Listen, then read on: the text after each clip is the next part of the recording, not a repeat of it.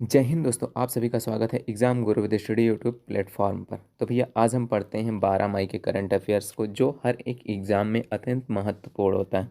तो भैया हमारा फर्स्ट क्वेश्चन है, पहला भारत एशियन नौसैनिक अभ्यास किस समुद्र में आयोजित किया गया था? तो भैया किस समुद्र में आयोजित किया गया था? दक्षिणी चीन सागर में भैया ये आयोजित किया गया था। हमारा A option is A correct है। पहला भारत एशियन नौसैनिक अभ्यास 8 मई 2023 को दक्षिणी चीन सागर में भी यह संपन्न हुआ।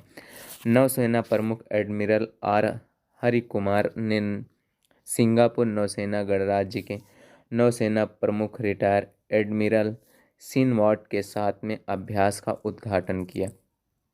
अभ्यास में भाग लेने वाले दो भारतीय युद्धपोत और वियतनाम की ओर से अपने अगले बंदरगाह की ओर बढ़ रहे हैं। एशियन समूह का साथ यह पहला ऐसा नौसैनिक अभ्यास था। एशियन दक्षिणी पूर्व सैनिक देशों का संघ है। दक्षिण और पूर्वी के 10 सदस्यों देशों के एक राजनीतिक और आर्थिक संघ है। नेक्स्ट क्वेश्चन है भैया, मध्य प्रदेश के कोनो नेशनल पार्क में कितने चीते अभी हाल ही में भैया छोड़े गए? अभी ये हाल ही में चर्चा का विषय था, क्योंकि यहाँ पर 2 चीतों की डेथ हो गई थी। तो भैया हमारा क्वेश्चन है, मध्य प्रदेश के कोनो नेशनल पार्क में कितने चीते अभी हाल ही में ये छोड़े गए हैं? तो भैया 5 चीते छोड़े गए हैं। हमारा ए ऑप्शन करेक्ट है। मध्य प्रदेश के कोनो नेशनल पार्क में 5 और चीते छोड़े जाएंगे। जून के मानसून की शुरुआत के पहले मध्य प्रदेश के कोनो नेशनल पार्क के अनुकूल शिविरों में से 5 चीतों को 3 मादा और 2 नर को मुक्त परिस्थितियों में छोड़ा जाएगा। यानी ये भैया जून के महीने में छोड़े जाएंगे।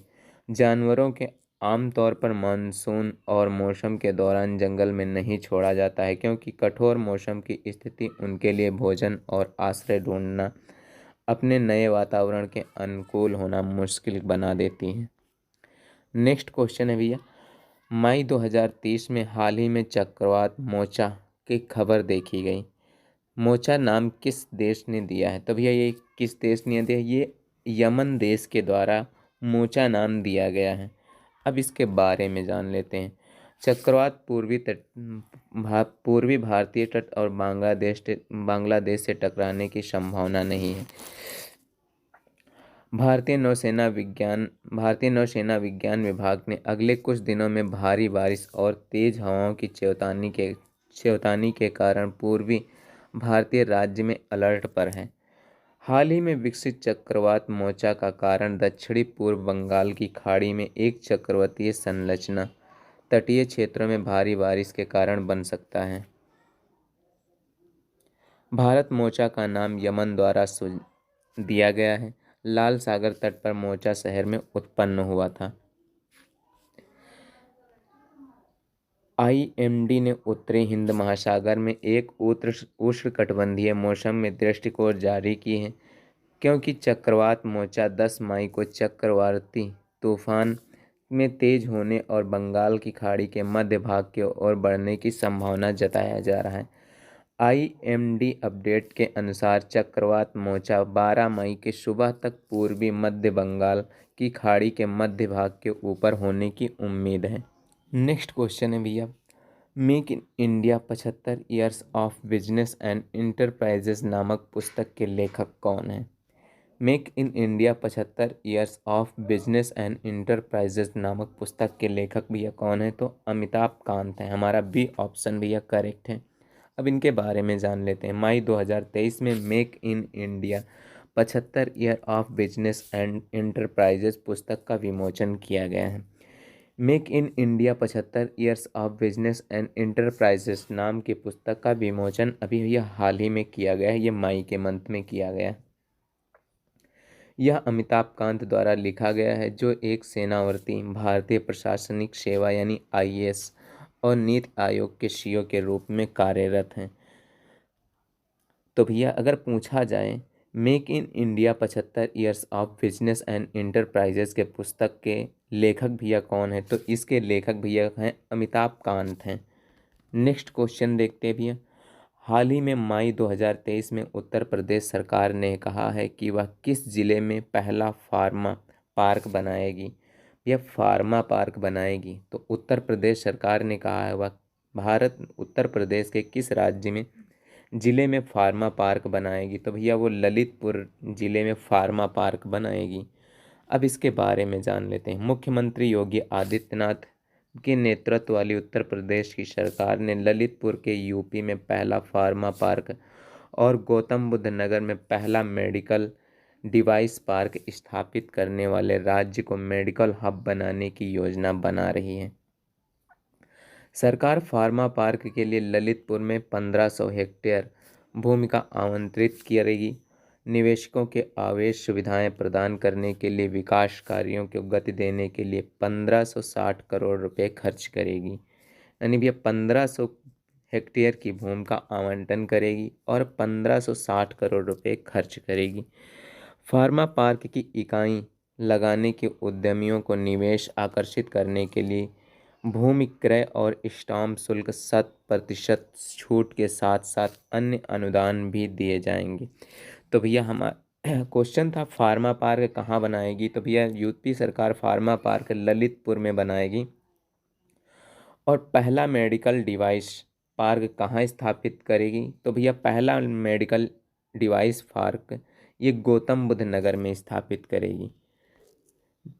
योगी सरकार गौतम बुद्ध नगर में 350 एकड़ भूमि में एक चिकित्सक उपकरण पार्क स्थापित करेगी। 50 उद्यमियों को भूखंड आवंटित किए जा चुके हैं।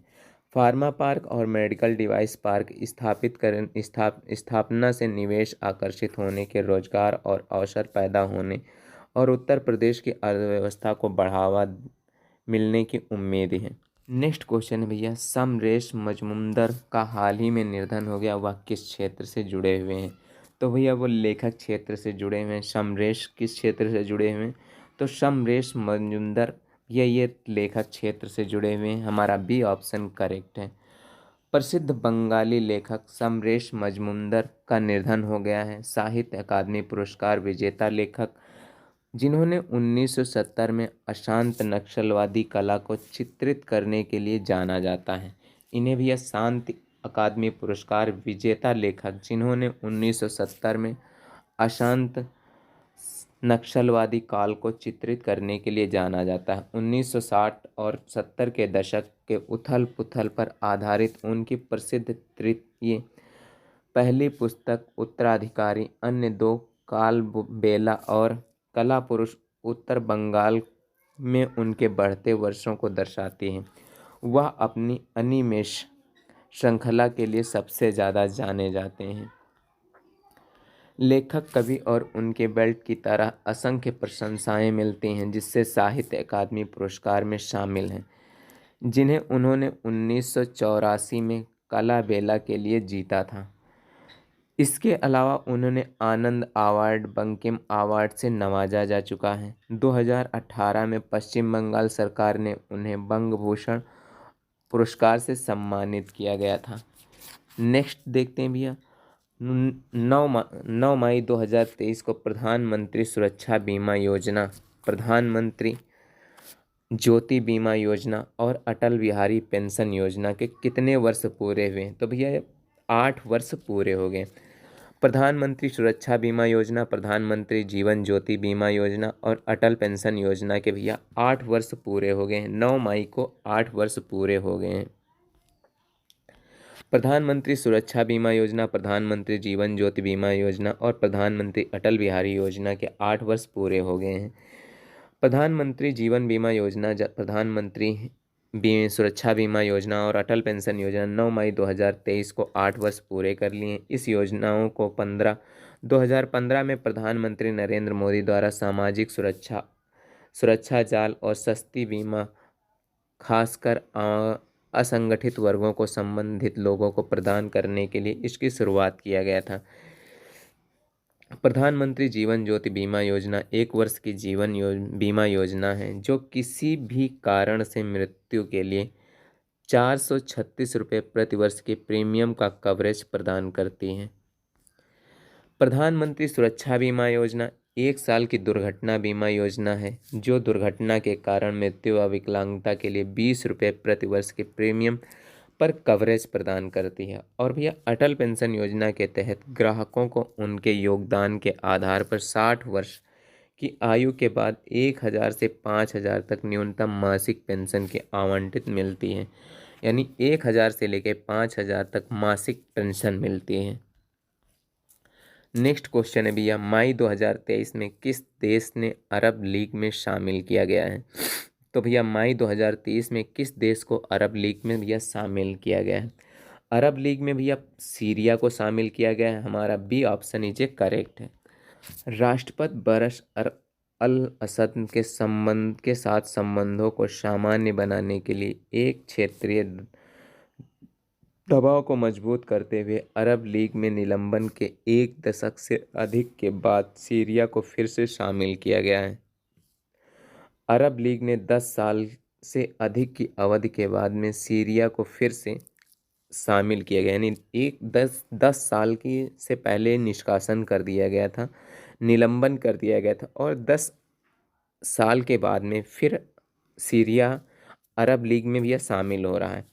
यह निर्णय सीरिया से संबंधों और समन्वीकरण को संकेत नहीं देता है, क्योंकि प्रत्येक देश अपना रुख निर्धारित करने की प्रभुत्ता है। सऊदी अरब, ईरान, जॉर्डन, मिस्र और लेबनान सहित अरब राज्यों में एक समूह अरब लीग के महासचिव के साथ में सीरियाई गृह युद्ध संकट के दूर करने के लिए सीरियाई सरकार के साथ सहयोग करेगा। संकट के समाधान में पड़ोसी देशों ने शरणार्थियों की उड़ान से संबोधित कराना, पूरे क्षेत्र में मादक पदार्थों की तस्करी का मुकाबला करना शामिल है। कुछ अरब राज्य जैसे कि संयुक्त अरब अमीरात ने सीरिया को पुनर्वास की वकालत की है, जबकि कतर जैसे अन्य पूर्ण समन्वयीकरण की समर्थन करने के लिए पहले सीरियाई संघर्ष में राजनीतिक समाधान पर जोर देते हैं। सीरियाई पर पश्चिमी प्रतिबंधों को हटाने के लिए जो पुनर्निर्माण व वित्त पोषण के लिए महत्वपूर्ण है, राजनीतिक समाधान तक पहुंचने के लिए दिशा में सीरिया ने गंभीरता का प्रदर्शन की आवश्यकता होगी। नेक्स्ट क्वेश्चन देखते हैं भैया, हाल ही में भारत की सेना ने किस रैंक से और ऊपर एक वर्दी रखनी है? तो हाल ही में भारत की सेना को किस रैंक से और ऊपर की एक समान वर्दी रखनी है? तो भैया ब्रिगेडियर के लिए एक समान वर्दी रखनी है। भारत सेना में ब्रिगेडियर रैंक से और ऊपर एक समान वर्दी रखनी है।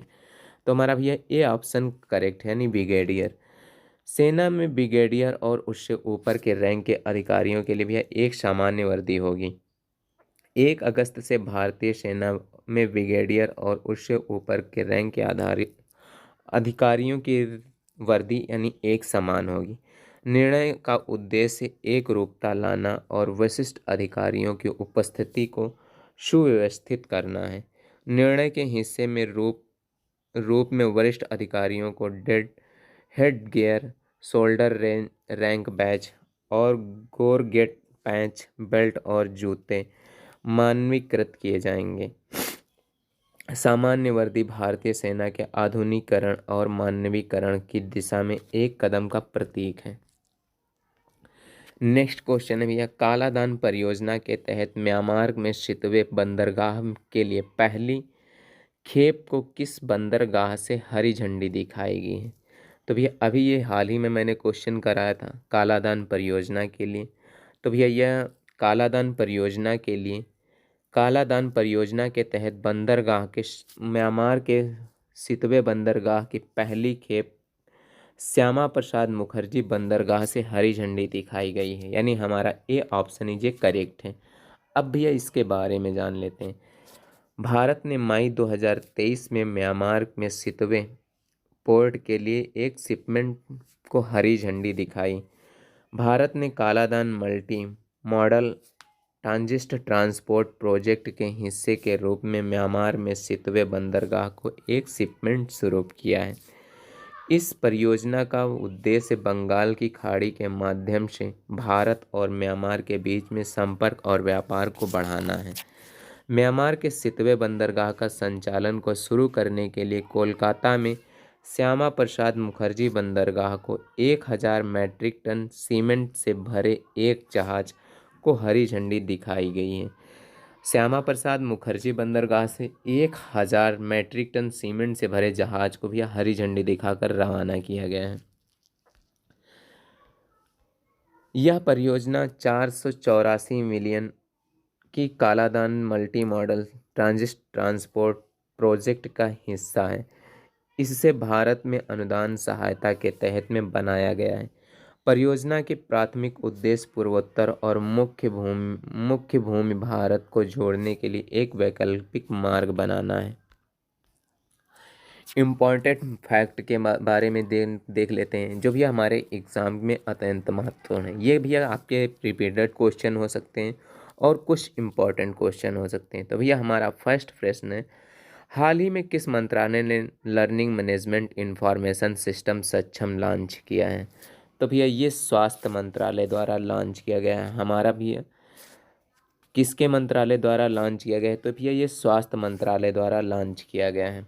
सेकंड प्रश्न है, हाल ही में संयुक्त मंत्रालय ने माई जीओवी ने किस राज्य में एक सिंगिंग टैलेंट हॉट को लॉन्च किया है? तो युवा प्रतिभा के लिए लॉन्च किया है भारत। प्रश्न नंबर 3 है, हाल ही में आरबीआई ने किस बैंक पर 1.73 करोड़ रुपए का जुर्माना लगाया है? तो भैया एचएसबीसी बैंक पे भैया जुर्माना 1.73 करोड़ का लगाया है। फोर्थ नंबर है हमारा, हाल ही में किसने Laureus sportsman of the year 2023 award जीता है? तो भैया लियोनल मेसी ने जीता है।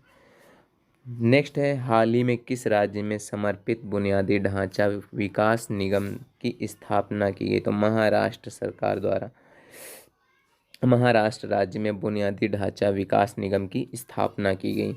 हाल ही में तीसरे G20 विकास कार्य की बैठक कहाँ शुरू हुई है? तो भैया ये गोवा में तीसरी G20 विकास कार्य की बैठक शुरू हुई है। नेक्स्ट है भैया, हाल ही में किस राज्य में इंदिरा गांधी महिला सम्मान निधि योजना लॉन्च की गई है? तो भैया हिमाचल प्रदेश में इंदिरा गांधी महिला सम्मान निधि योजना लॉन्च की गई है। नेक्स्ट क्वेश्चन है भैया, हाल ही में किस देश में सुप्रीम कोर्ट ने लैंगिकता को अपराध की श्रेणी से मुक्त किया है? तो भैया श्रीलंका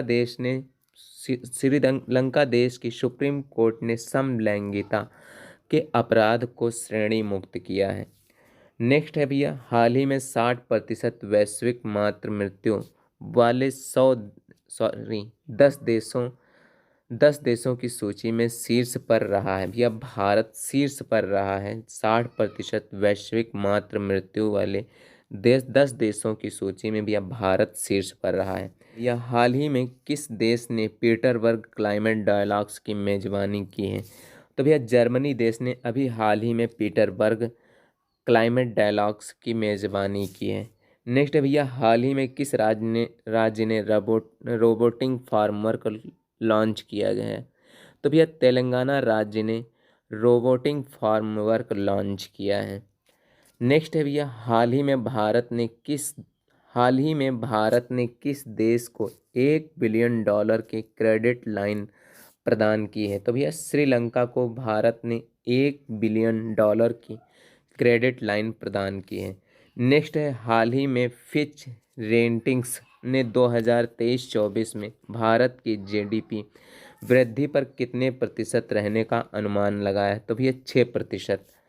नेक्स्ट है भैया, हाल ही में